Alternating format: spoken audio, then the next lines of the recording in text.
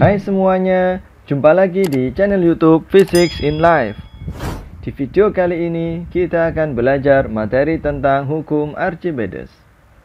Sebelum kita mempelajari hukum Archimedes lebih lanjut, di sini saya akan menceritakan sebuah kisah, di mana kisah ini dialami oleh ilmuwan itu sendiri atau dialami oleh Pak Archimedes sendiri. Di suatu ketika pada zaman dahulu kala, Pak Archimedes ini kan seorang ilmuwan ya, dan seorang filsuf terkenal di Yunani. Beliau ini dimintai tolong oleh seorang raja untuk mengecek kebenaran bahwasanya mahkota rajanya ini itu terbuat dari emas murni atau campuran. Jadi raja itu memiliki sebuah mahkota ya. Ya, ini mahkotanya raja. Mahkota raja. Nah, rajanya ini memiliki mahkota. Rajanya ini curiga bahwasanya mahkotanya ini beneran emas murni atau ada campuran kandungan logam yang lain. Si raja ini kemudian meminta pertolongan kepada Pak Archimedes untuk mengetahui apakah mahkotanya ini beneran emas murni atau campuran. Jika terbukti mahkotanya adalah campuran, maka si tukang yang membuat mahkota raja akan diberikan hukuman. Nah, untuk hal ini Pak Archimedes bingung. Bagaimana caranya untuk mengetahui bahwasanya mahkotanya itu emas murni atau bukan? Nah, akhirnya Pak Archimedes pulang ke rumah. Dia berendam pada sebuah bak mandi. Nah, ini bak mandinya. Terus beliau bersantai-santai gitu ya, sambil tiduran di bak mandi sambil bersandar gitu, terus mengisi keran. Di sini ada keran, ya, isinya air banyak dan airnya penuh, diisi air penuh. Saat airnya penuh, lama-lama airnya kan tumpah. Nah, saat airnya tumpah, tiba-tiba Pak Archimedes ini teringat suatu ide atau suatu gagasan ya, atau suatu penemuan lah. Dia menemukan suatu cara bagaimana cara mengetahui apakah mahkotanya itu terbuat dari emas murni atau bukan. Saat mengetahui sesuatu ide itu, tiba-tiba Pak Archimedes mengatakan suatu kata yang sangat terkenal sampai sekarang. Katanya itu adalah Eureka. Ya, tulisannya Eureka begitu. Nah, artinya adalah aku menemukan. Aku menemukan. Jadi beliau dengan sangat senang sekali langsung terperanjat, langsung lompat dari bak mandinya, langsung lari menuju kerajaan ya, lari menuju si raja dalam keadaan yang telanjang bulat karena beliau masih mandi, dan saking senangnya beliau lupa untuk memakai pakaian. Jadi beliau langsung lari ke tempat raja dengan meneriakkan kata Eureka, Eureka, Eureka, seperti itu. Nah, dari kisah ini akhirnya didapatkan suatu ilmu bagaimana mengetahui masa jenis suatu benda. Ya, jadi akhirnya Pak Archimedes ini bisa mengetahui bahwasanya mahkota raja itu asli murni emas atau bukan, itu dengan menghitung massa jenisnya. Ya, massa jenisnya yang kita tahu itu rumusnya kan sama dengan massa dibagi volume ya, rho sama dengan massa bagi volume. Jadi mahkotanya raja yang terbuat dari emas murni yang sebelumnya sudah punya dengan yang baru dibuat oleh si tukang, itu massanya ditimbang. Ya, ditimbang massanya. Setelah ditimbang massanya, maka perlu diketahui juga volumenya. Nah, dari peristiwa Pak Archimedes yang berendam tadi kan mengalir sebuah volume air yang tumpah lah. Volume air yang tumpah ini ternyata sama dengan volume dari Pak Archimedes yang dicelupkan. Sehingga dengan mencelupkan mahkota rajanya ini ke dalam suatu bejana yang berisi air penuh, air yang tumpah volumenya dihitung. Nah, terus dibandingkan antara mahkota raja yang A, ya misalkan ada dua mahkota raja, yang A dihitung, ditemukan berapa masanya, tadi sudah ditimbang, terus volumenya air yang tumpah tadi ditimbang berapa, terus dibandingkan dengan mahkota raja yang B, yang habis dibuat oleh si tukang, dihitung masanya berapa, terus volume air yang tumpah setelah dicelupkan tadi berapa. Setelah dihitung ternyata nilainya massa jenisnya yang A itu tidak sama dengan massa jenisnya yang B. Akhirnya diketahui bahwasanya si tukang yang membuat mahkota raja yang barusan dibuat itu ternyata beliau tukang tipu ya. Jadi beliau menipu, mencampuri mahkota raja dengan logam yang lain. Nah, konsep ini juga dipakai oleh tukang-tukang yang jual beli emas yang biasanya di jalan-jalan itu untuk mengetahui bahwasanya kandungan emasnya itu beneran 24 karat atau bukan, itu bisa menggunakan cara ini. Jadi dihitung masanya sama volumenya untuk mengetahui massa jenisnya. Jadi dengan standarnya emas 24 karat itu berapa massa jenisnya, dengan emas yang dijual oleh customer itu berapa kadarnya, itu bisa dihitung, bisa ditemukan bahwasanya apakah emasnya itu beneran murni atau ada campurannya, itu bisa diketahui kandungannya. Nah, sekian ini sudah ya ceritanya tentang kisah dari Pak Archimedes itu sendiri, dan akhirnya menghasilkan suatu persamaan tentang massa jenis ya, tentang besaran yang berhubungan dengan massa sama volume benda, yaitu dikenal dengan massa jenis benda. Lanjut, sekarang kita ke hukum Archimedes itu sendiri. Sebelum saya menjelaskan tentang hukum Archimedes sendiri, saya akan menampilkan simulasi suatu percobaan. Di sini saya memiliki bejana. Ada dua bejana ya, dua bejana. Bejana yang A sama bejana yang B. Bejana ini memiliki ukuran yang sama persis, luas sama tingginya atau volumenya sama persis ya, terutama dalam tingginya sama persis.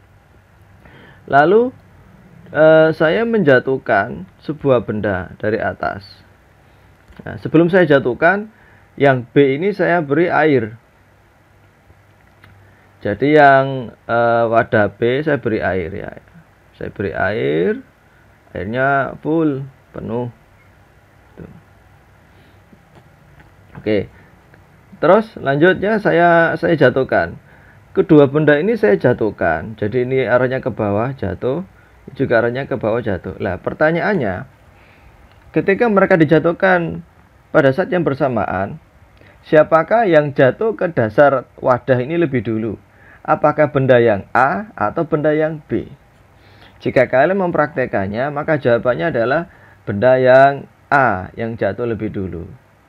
Yang B jatuhnya lebih lama daripada yang A. Kenapa hal ini terjadi? Karena yang B itu mengalami gaya ke atas. Ada gaya menghambat. Gaya menghambat laju dari kecepatan benda saat jatuh. Gayanya ini arahnya ke atas. Kita simpulkan dengan FA. F itu gaya, A itu arahnya ke atas ya. Semula kita anggap gaya yang arahnya ke atas, kita simpulkan dengan FA. Nah, lalu apakah yang pada bejana A tidak ada FA? Pada bejana A juga ada FA, gaya yang menghambat yang arahnya ke atas. Diakibatkan dari gesekan dengan udara. Namun, jika dibandingkan dengan wadah yang di B ini kan gesekannya dengan fluida, maka gaya gesekannya dengan fluida itu lebih besar daripada gaya gesekannya dengan udara. Nah, sebagai bukti bahwasanya udara juga menghambat memberi gesekan, bisa kalian praktekkan dengan menjatuhkan sebuah kertas yang lebar ya, kertas yang sobekan kertas, kalian jatuhkan. Kalian akan melihat bahwasanya jatuhnya kertas itu tidak langsung lurus ke bawah, tapi kayak terombang-ambing, kayak tertiup oleh udara.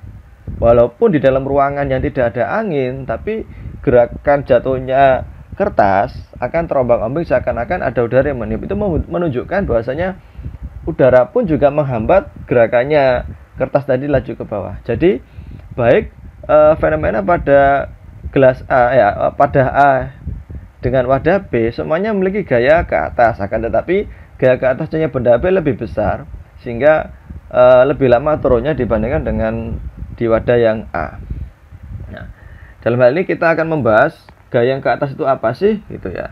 Jika bentuknya adalah fluidanya kita masukkan jadi cairan, maka gaya yang ke atas ini menyebabkan benda bisa terapung.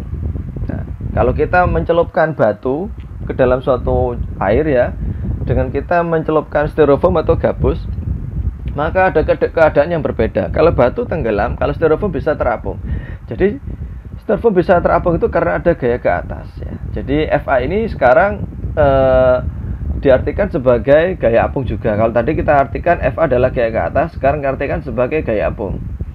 Nah, pada konsep ini yang menemukan adalah Pak Archimedes, ya. Sehingga FA-nya ini sekarang juga dianggap juga sebagai gaya Archimedes. Ya, jadi FA itu memiliki 3 nama. Bisa dianggap sebagai gaya ke atas karena arahnya ke atas. Gaya ke atas, atau bisa dianggap sebagai gaya apung, atau bisa dianggap juga sebagai gaya Archimedes.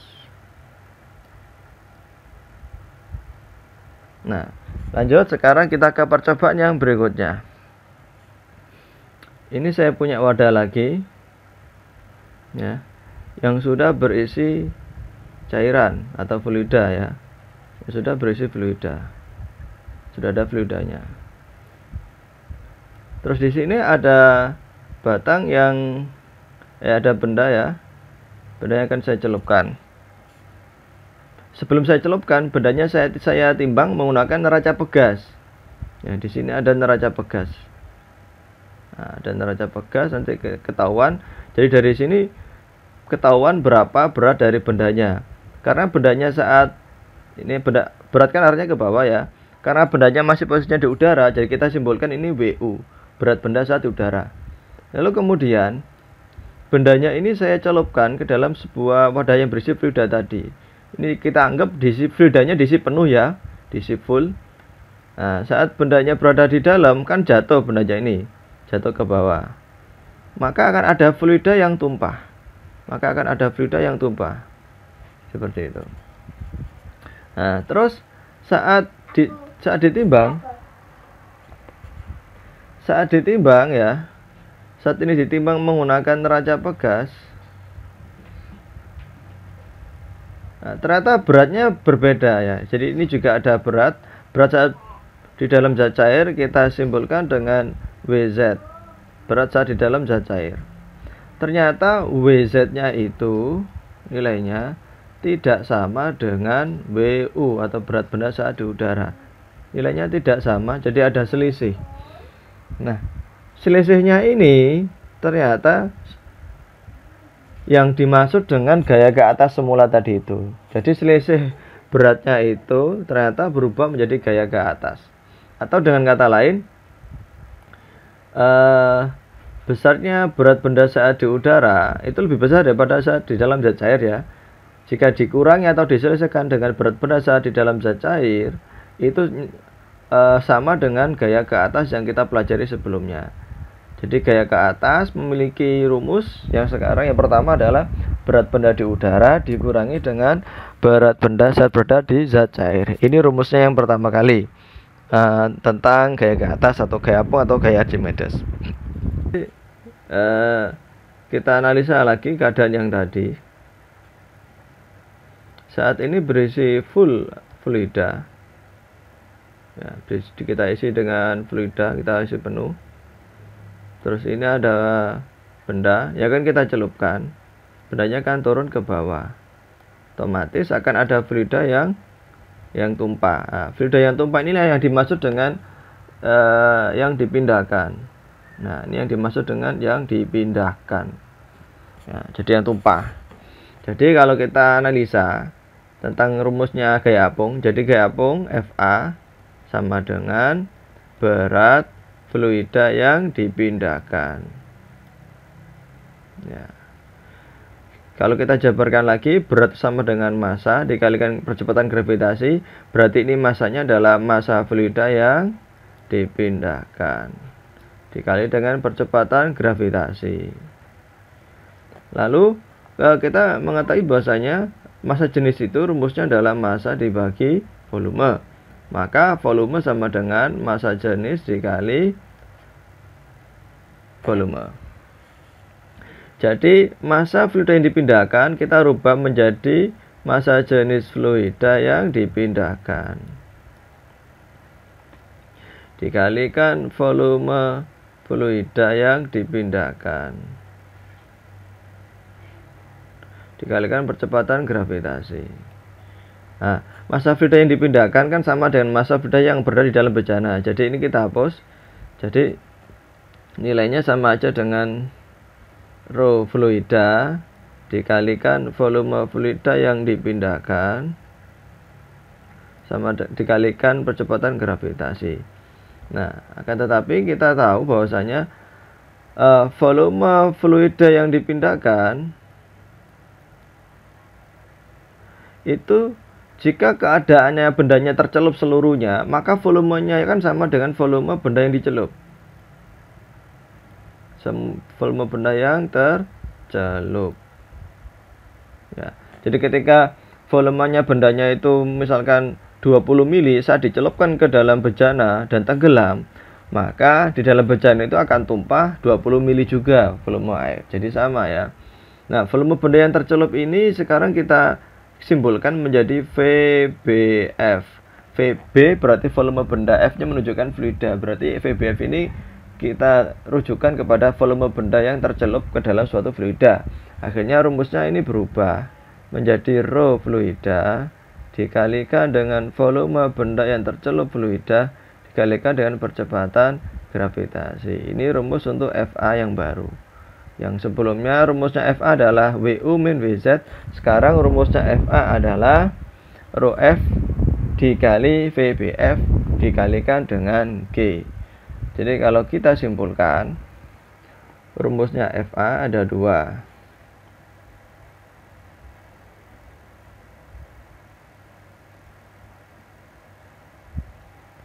Rumus FA yang pertama adalah WU min WZ. Rumus FA yang kedua adalah rho fluida dikalikan volume benda yang tercelup fluida dikalikan percepatan gravitasi. Jadi saya tulis lagi keterangannya. FA adalah gaya apung atau gaya Archimedes atau gaya ke atas. Satuannya Newton. WU berat benda di udara.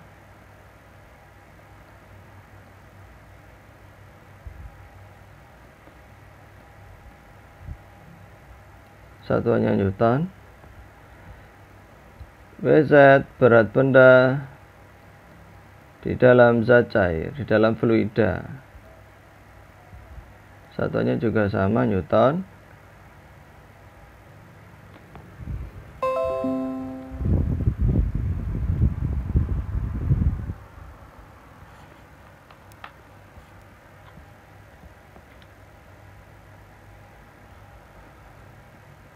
Rho F massa jenis fluida. Massa jenis fluida.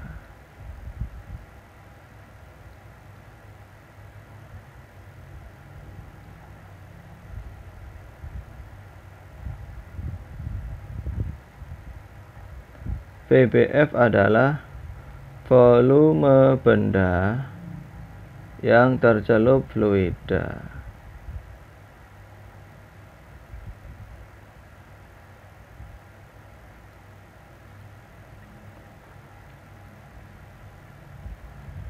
Nah, sekarang kita analisa.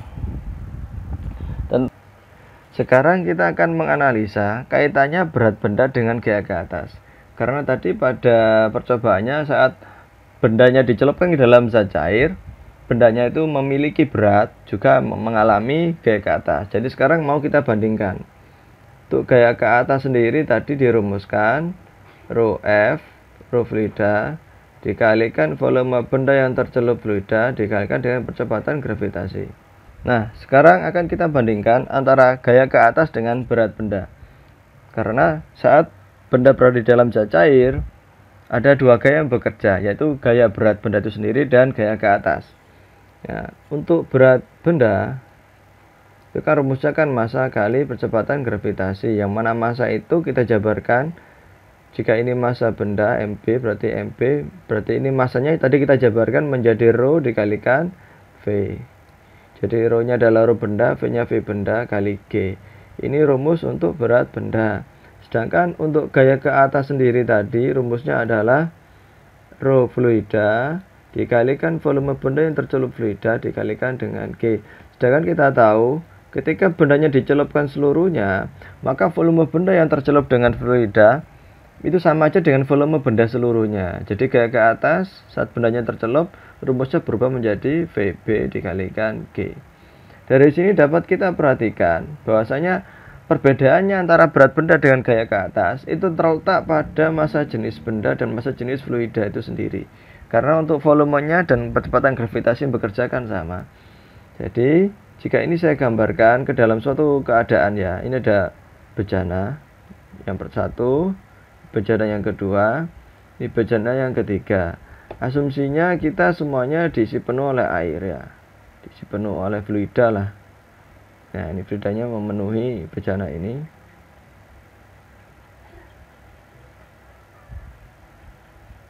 Bejana memenuhi. Sekarang keadaan yang pertama, saat benda berada di dasar atau dalam keadaan yang tenggelam. Jadi ini tenggelam. Ya, ada dua gaya yang bekerja pada benda, yaitu gaya berat WB dan juga gaya ke atas FA.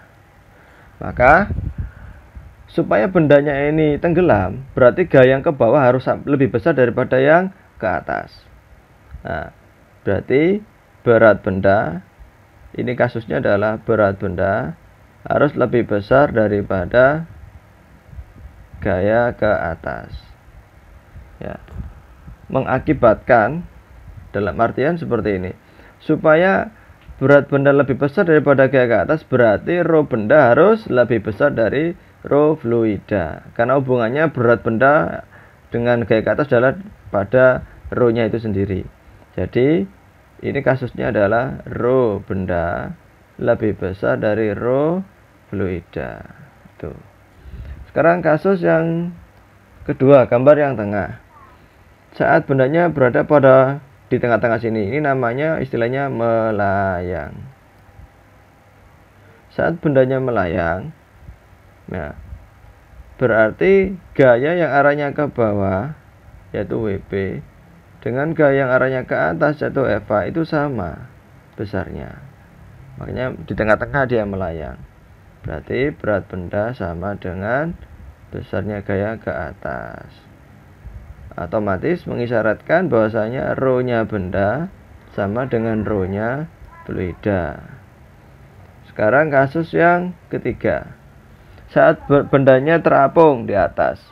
Benda terapung itu memiliki dua konsep. Yang pertama, proses dia mengapung dan saat terapung. Ya. Ini kita bahas bendanya terapung. Saat bendanya masih di dasar, di bawah ya, bendanya memiliki sama kayak tadi, ada berat benda WB dan juga kayak ke atas FA. Saat masih di bawah dan proses ke atas, proses ya, kalau proses ke atas berarti kan gaya ke atasnya harus lebih besar daripada berat benda. Berarti gaya ke atasnya harus lebih besar daripada berat benda. Kalau kejadian seperti ini, maka benda yang semula tenggelam dia akan naik. Jadi ada proses, dia akhirnya naik ke atas sampailah dia pada keadaan yang terapung. Nah, saat dia berada pada keadaan yang terapung yang di atas ini, akhirnya berat benda lebih kecil daripada gaya ke atas. Ya, proses terapung. Saat sudah di atas, bendanya kan sudah tidak naik lagi, tapi diem. Nah, benda kalau diem itu mengisyaratkan gayanya sekarang sudah sama. Gaya ke atasnya dengan berat benda sudah sama. Berarti dia diem. Kalau masih lebih besar FA, akan naik terus. Nyatanya kalau sudah terapung, dia berhenti. Diem, berhenti berarti FA sama dengan BB. Kalau sama, berarti massa jenisnya sama. Jadi, pada kasus dia sudah naik di atas, ya sudah di atas ini, maka berlaku massa jenisnya sama.